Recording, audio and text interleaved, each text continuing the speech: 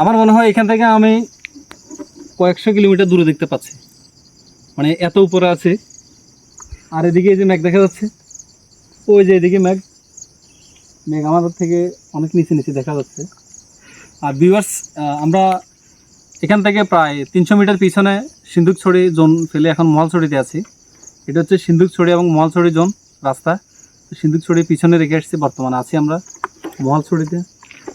এটা আসলে এই রাস্তাটিকে বাংলাদেশের লাদাখ বলা হয়।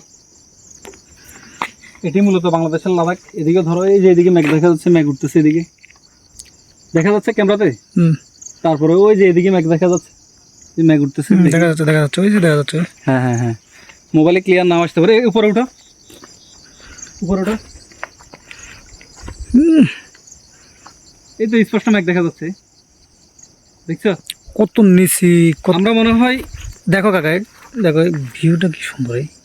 আমরা মনে হয় একবারে 1000 কিলোমিটার দূরে দেখতেছি, আমার থেকে এরকম লাগতেছে। তুমি দেখো,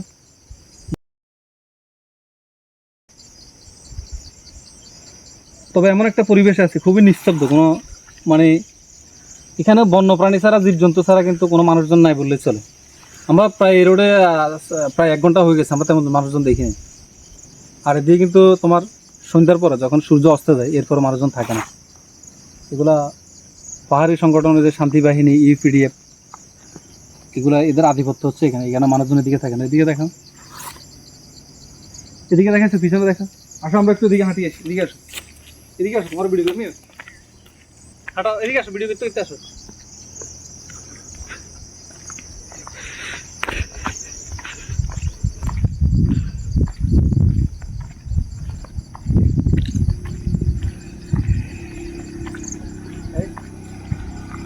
কত হাজার ফুট উপরে আছে কাকা,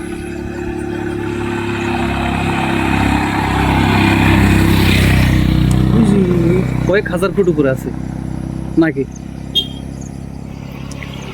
তোমার কয়েকটা ছবি